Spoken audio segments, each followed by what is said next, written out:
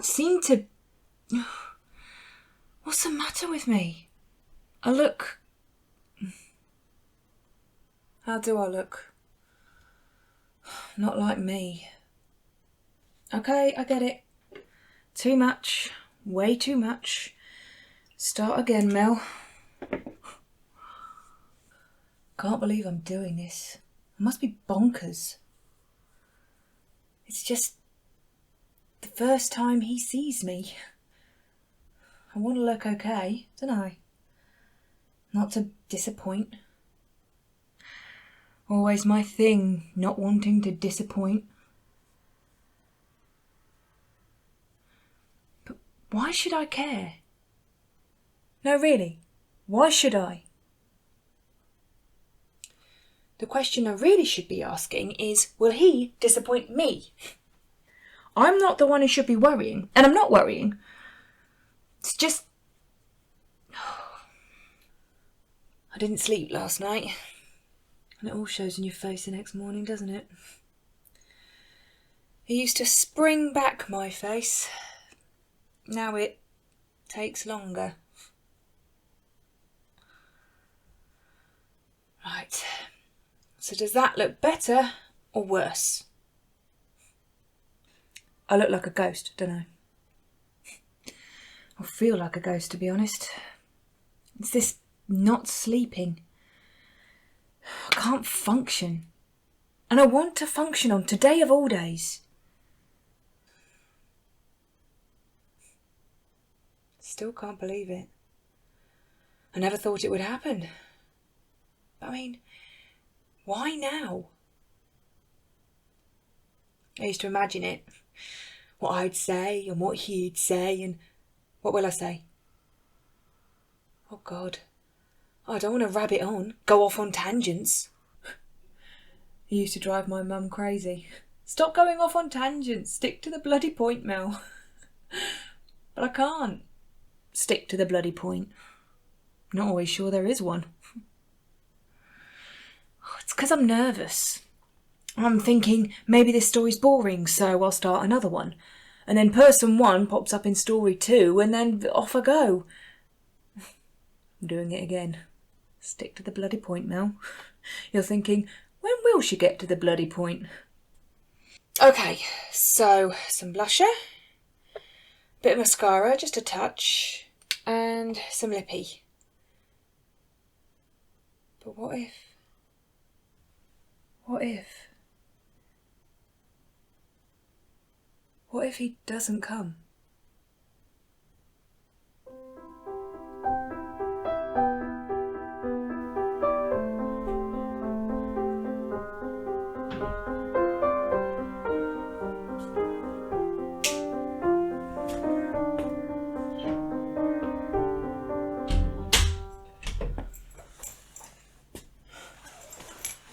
Well, you're wanting to know, aren't you? Of course you are. You'll have to give me a sec. He did come, if that's what you're thinking. So that's on the plus side. So what happened was I went into the cafe, the one just off Runcorn Road, you know, the nice end where they've got the bakers and that shop that sells recycled stuff. I went in there once and they had this mirror and I so nearly... I'm doing it again, aren't I? Stick to the bloody point, Mel. So I went into the cafe and I knew it was him right away. He was wearing this red scarf, which is what we'd arranged, but I'd have known it was him without it. He looked up then and I wasn't expecting, but there it was. My eyes. I mean, the rest of him was obviously nothing like me, but... So I went over. Don't know how I got to his table. There were all these empty coffee cups, like he'd been there a while. And it felt like I was dreaming. He got up then. He was a bit wobbly, I could see that. And then... "Hello, Dad," I said. Hello, Dad. I'd always wondered what it'd be like to say those words. When I was a little kid, I used to pretend, like when I was in the nativity and had a really rubbish part, like a sheep or something, I can't remember. I used to pretend that he'd be coming to watch, and I'd look up and... Anyway. So now I'd said the words, only I didn't know what came next. He didn't seem to know either. He just said, Melanie, and his voice was all croaky. Then we should have hugged or something. Like in Long Lost Families on the TV with their what's-her-face, or Davina McCall. When she's taking them to the place where they're going to meet a long-lost relation, like their birth mother they haven't seen for 40 years. And they walk in and they're like so emotional. And they hold on to each other like they're never going to let go. I'm always crying by that point. I can't help myself. Sorry. Tangents again. So we sat down and just sort of looked at each other. His hands were trembling. He's pushing that little biscuit around. You know, the one with the wrapper that nobody eats. He asks if I want a coffee, and I say I don't because I'm scared that when I drink it my hand will be shaking too. He had on this jacket that looked like it belonged to someone else. Like him when he was younger. I wasn't sure you'd come, he said. What made you get in touch? I asked. I was feeling cold, like I wasn't wearing enough clothes. He looks up then and gives a smile that only reaches a little way on his face. I can see how it would have been a nice smile once, when he was young. Oh, you know, I'm hopeless. Always leave things too late. My heart gives a little ping when he says that. And I think to myself, he's my dad. And I never knew him all these years. And he's here now, but we've missed out on so much. Where do we start? He was still looking at me. He said, You're lovely. I knew you would be, just like your mum. And he took my hand and held on to it so tight I didn't think I'd get it back. Only I didn't mind, because I think I was doing some of the holding on too. It wasn't like Long Lost Families at all, but I thought to myself, any moment now I'm going to cry. Then suddenly I was angry. I wrenched my hand away and he looked like I'd hit him. Why? I said. Why now? And then he tells me. And to be honest with you, I wish I hadn't asked. Because maybe it would have been better if I hadn't seen him. If I hadn't known. Because now I'll only miss him, won't I?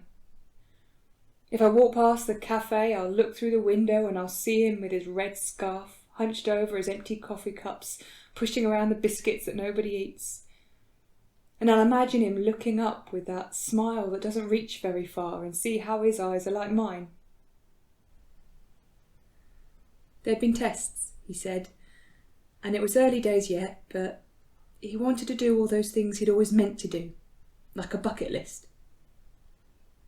What tests? I asked. And he tried to smile. Oh, you know how they'll give you a list of objects to remember and it's kind of quick fire, but I did okay on that one, so that's encouraging, isn't it? I felt really cold then, because I could guess what was coming. And I did okay at the Who's the Prime Minister bit, though it's hard to keep up these days, isn't it? It's not a fair test. He glances at me then as if hoping for a smile. I can't smile though. And then we went on to the spelling. And well, I was always a hotshot at spelling at school, wasn't I? Bet you were too. I was as well, actually. He takes a deep breath and I can tell he's making a big effort. And I was okay. But then they said, They said spell world backwards.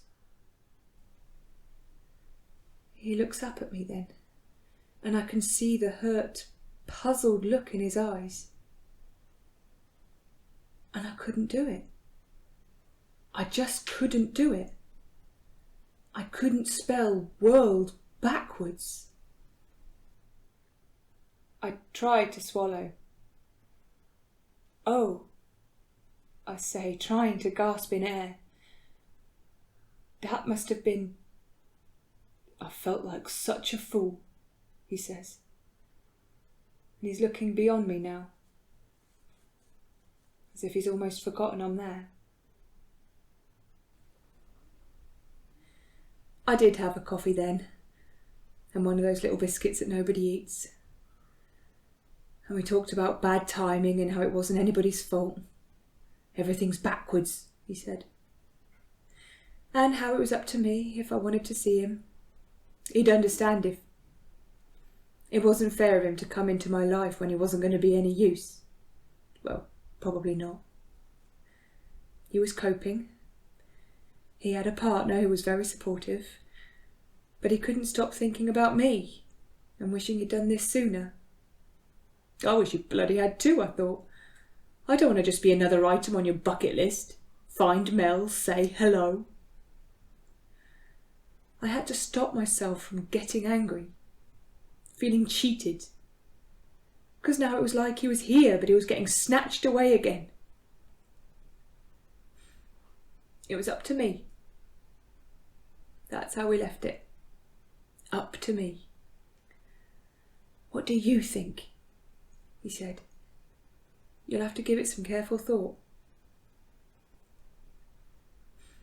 He gave me this scarf because he said I looked like I was shivering a lot. And I was. So really, not like long lost families at all. Was it?